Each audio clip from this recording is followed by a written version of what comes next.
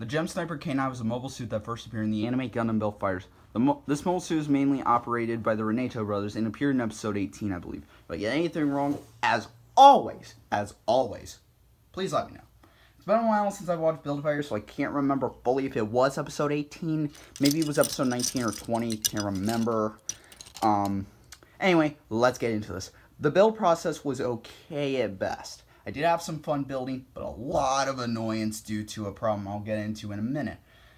As usual, I only do straight builds when it comes to model kit reviews to show what minimum effort can do. This does leave nub marks, seam lines, even though I don't know how to get rid of those at all, and leaves the kit plain looking compared to what paint can do. However, this kit is one of the few kits that I built that I almost don't want to paint due to it looking so good here.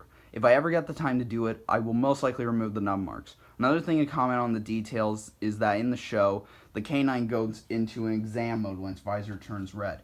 This can be replicated here, but only due to a sticker sheet. I hate sticker sheets, kind of like a lot of model kit builders that are very serious, but I only used a few of them. To be fair, I don't really have the paint to do this. I don't have that kind of paint. So forgive me, Daddy. But that means that this is permanent unless you buy 2 of them to get Bandai a little more of that shake, if you know what I mean. Anyway, as for accessories, the K9 possesses a sniper rifle, 2 beam handles, and let me get the sniper rifle out to show you this. And this hand is essential for later. And 2 holsters that are basically identical to each other, just mirrored. 2 pistols that look suspiciously like SOCOMs from Metal Gear Solid. A sniper cannon. I don't think snipers... Now, I am a huge fan of sniper rifles myself, but I do not think that they are supposed to be... Oh, crap. I do not think they are supposed to be as big as the user itself, if not bigger. In fact, it is bigger. The only reason it's not is because of this antenna piece. That is very thick, actually, so I don't have any fear of it breaking. He also comes with a heat knife. And for those who know Gundam, there are interchangeable hands, as always, so don't worry. I'm sorry, give me a minute to think. Or get a certain part of the review that I forgot to get set up, and due to my phone being on low battery and the fact that I'm going to have to leave in a little bit for somewhere, I'm going to have to kind of improvise this all. He does come with a backpack that, if you see these things right here, it actually clips in. What you do is, there's these things right here, and they clip into the larger part. And then when you get it lined up and clip it, you should be able to see there's still a little bit of the line there. So what you do is then you slide it down, and then it stays in place. But now the K9 looks somewhat complete. And he also comes with interchangeable pieces due to him originally being the Gem Sniper 2. So you can make him look like a green version of the Gem Sniper 2. Beam effect parts, as always with these model kits. Let me just get the second one and put it in the box. A bullpup rifle. A shield. An open left hand for the sniper. 2 trigger hands. And I don't know if I mentioned this, but he does come with the beam handles. Each weapon, well, most of the weapons can be stored on them. The heat knife can be stored right on this clip over here. Oh, sorry, I have that in the wrong way. Oh, crap.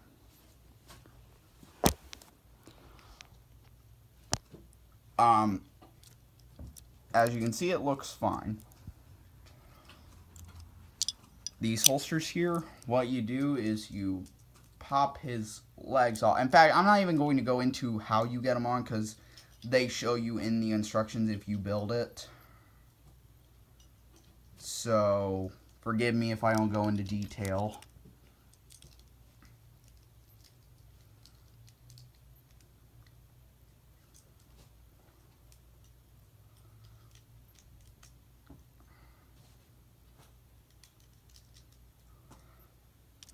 But you do that. Then you can pop out his hand, and he does hold the heat knife very easily, actually, but I'm not going to get into it because it takes me forever to get this thing back in. The beam handles I'll get into in a minute, but then alright, so for this right hand, it has the ball peg at an angle compared to the other right hand. In fact, I have the right hand here. So, crap.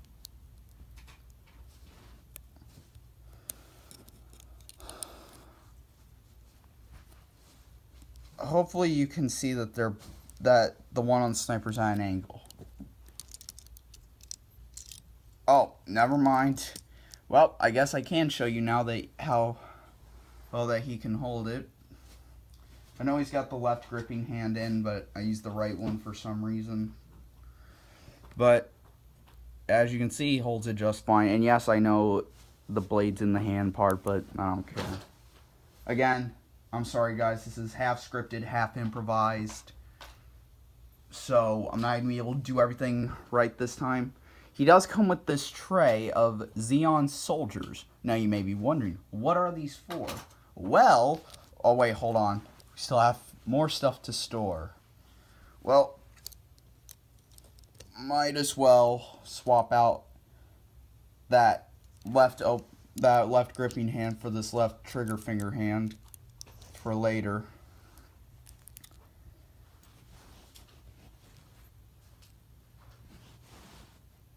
Hey, there's the piece.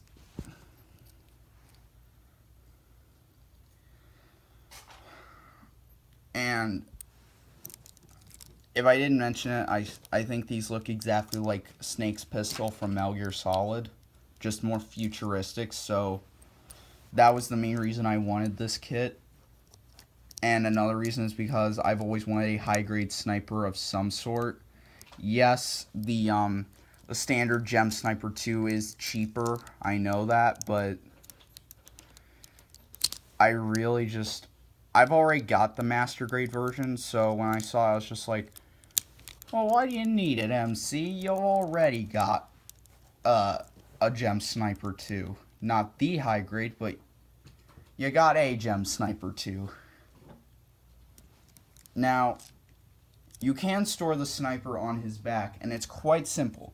So you flip this peg on either side, then you flip the stock down, and you're supposed to flip one of this handle all the way in one direction, but in order to keep sleekness, I just like to do it like that because it looks better in my opinion. But then you store it on this peg hole right in the back. I didn't read half the instructions, so if I get anything wrong, if you guys build this yourself, feel free to let me know. But now, the kit is weight. We still have more stuff to store, dang it. There are these tiny pegs on the back of the skirt. And I'll just take the backpack off for the next part of the review. This is going to be a 2-part review, by the way. I'm going to release both parts today, hopefully, but I can't go over everything in one go with this guy. But here's what he looks like with those beam handles on. And he looks really good. Now, as for articulation, this is the part where I was most annoyed.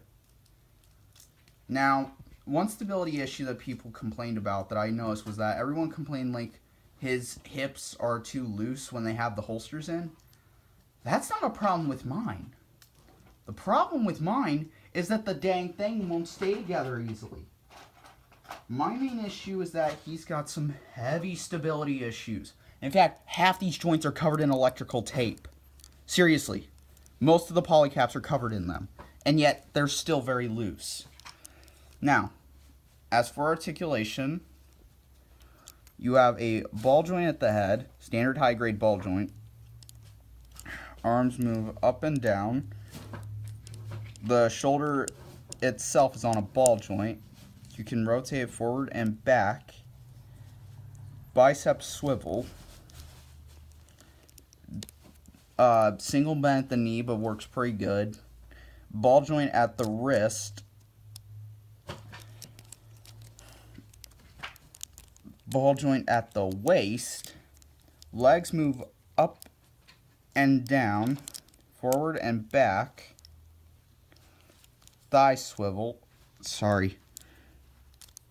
Thigh swivel. And you can split this piece, by the way. You can split this skirt piece to give it more individual movement. But the last time I did that, the kit was even more unstable. And that was on the last kit that I built. So I'm just leaving them for this guy. He has a double jointed knee. It doesn't work very good. Isn't even that straight when you pose it. When you put it all the way. Ball joint at the ankle, and the shin itself moves forward and back. This piece also moves up and down. Don't know why. And that's it. Pretty good articulate. Oh wait, I forgot to mention. The shoulder also goes forward a little bit. It's kind of like on a butterfly joint, but it goes forward a little bit.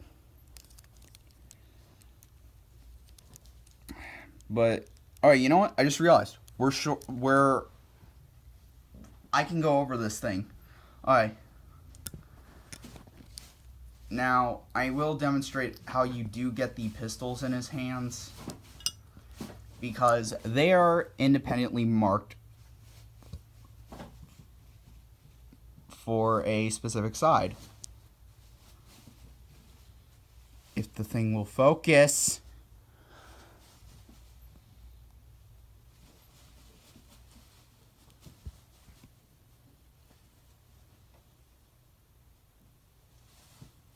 Just take my word for it.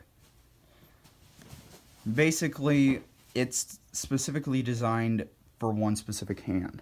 So, in order to get into his hand, what I do is this. I slide it in, and what this will do is it will pop out the fingers. Don't worry, that's supposed to happen. And there you go. Just repop them in, you're good. Now, while it does make him hold them incredibly well, to where they're not jiggling around or anything, my problem is that this causes the issue of if you lose the pistol for the specific side you want to do for a pose, then you're kind of screwed. You really are.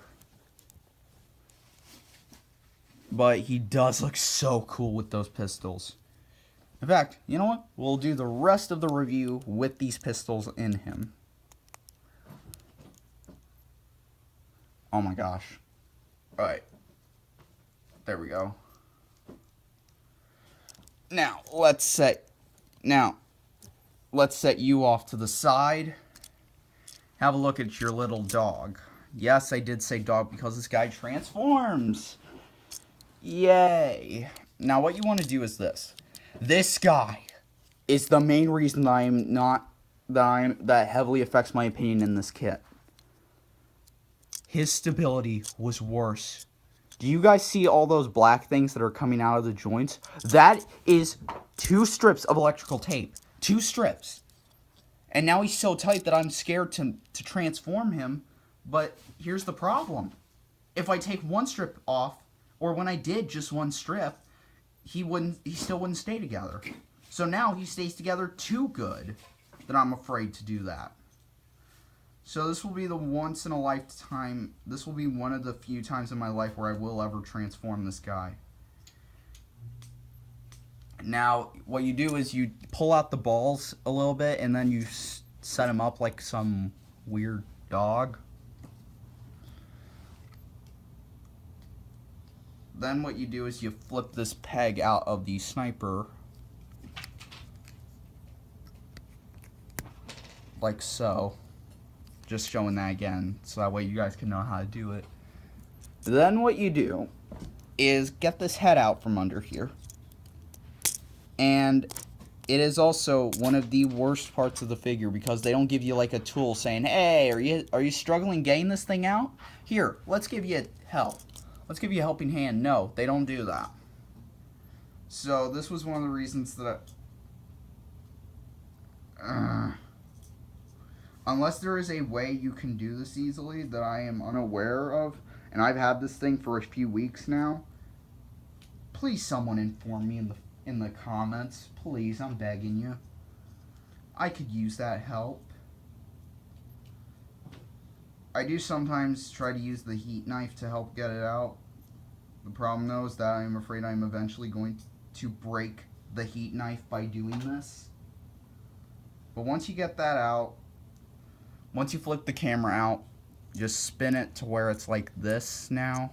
And I know the nub marks on this guy are especially bad. And look, he can't even stand upright due to how loose his joints are. Then you peg this in here. You peg it in, and now you have the dog. Yes, it's got a gun for a face. No, I don't know why, but I love it so much. I also flipped this all the way to one side just because it interferes with the scope. Now, this, if it was stable, even in the slightest, when I built it, I would have loved this dog. I would have wanted this puppy. I would have taken care of him. But now I just want to throw it out. Alright, sorry. Now, if you remove this part, I don't know if you guys can hear that. There's a rattling sound in there. That's because, you remember when I mentioned those Xeon soldiers earlier in this runner? Well, that's because if you open this hatch, you get little Xeon soldiers. I think one of them is stuck in there. Billy, get out! You must serve your country. There you go. I don't know much about Gundam, so I'm sorry. Now, they are super tiny, which is why half of them are still on the runner, and also because you can only put 4 of them in there, and that's if you cram them in. If you have them neatly organized, you'd probably be able to get like 2 of them in. Well, you just cram them in. Like, get in there! Get in there. Get in there. You can close it. But let's go to articulation for the dog. Now, everything you see here is on a ball joint. I also don't like how loose this gets from time to time. It will just droop sometimes when I display them. And it's okay, but yeah. Everything you see here is on a ball joint of some sort, so you do have good range of movement. And I would go into that, but stability. Now, you can actually pose the thrusters on the back of this. But also, you better hope you have long nails for this, because you need them to open this crappy thing. Actually, it's not crappy. I love this little pack right here. This is the whole reason that I love this kid, just because of this little thing. Even if it somehow had stability issues, I would love it, no matter what.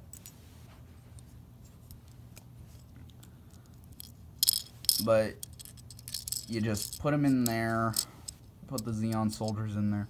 Oh, you get 3 soldiers holding a pistol, 4 of them aiming a rifle, and 1 with their rifle put up. Actually, I still have the runner, so I'll just show you the aiming rifles thing. The reason I'm not cutting those out is because 1, my nippers are damaged. 2, I don't want to just get rid of them like that. I want to keep everything as long as I can. So that way, if I ever get around to painting, I can paint everything the color I want. Like, for instance, the green for these guys, I think would look so much better than this gunmetal color that they chose. And yeah. Even if you cram them in, you'll still have trouble closing this hatch. Oh. Okay, I see the problem. And one of them fell out. Get back in here. Get back.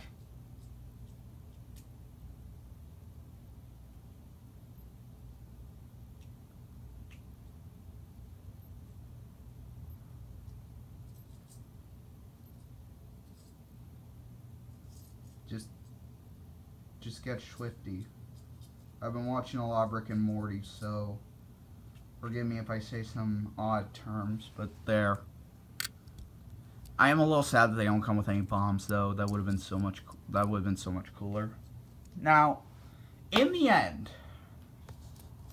is this kit worth it? No.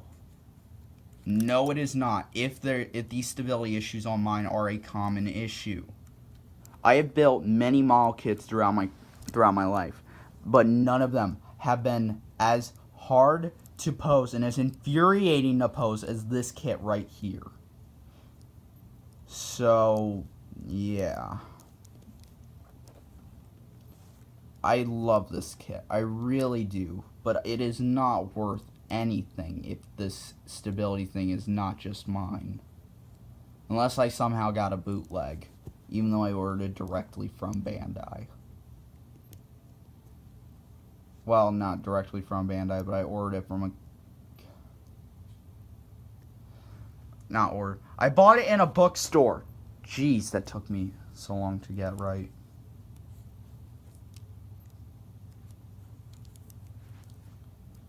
I also do like how you can flip down the visor.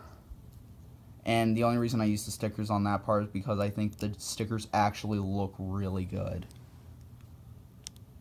Even though they look heavily out of color with the visor itself. And it's actually even more stable if you flip it up than if you flip it down. I'm kind of surprised by that. But this is most likely how I'm going to display them.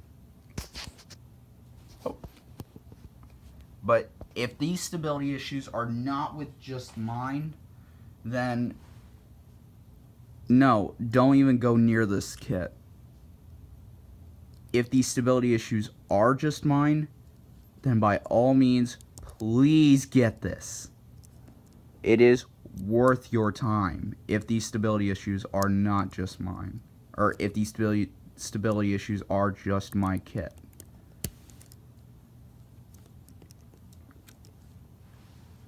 Anyway, that does it for this review. Hope y'all loved it. If you did, please subscribe down below. Comment, tell me what you think about this weekly review thing that I've been trying. I still have no access to the computer that I edit on. And speaking of which, I need to give a quick shout out to a very good friend of mine, Raven Shadow 122, I believe. It's Raven Shadow something. Please give her some love, because thanks to her, I now have my new picture. And I just want her to get some love for what she did for me, because it means a lot more to me than one would think. Because I can't draw very well, even though I draw a lot. And this is all. Like I said, though, this kit is okay. But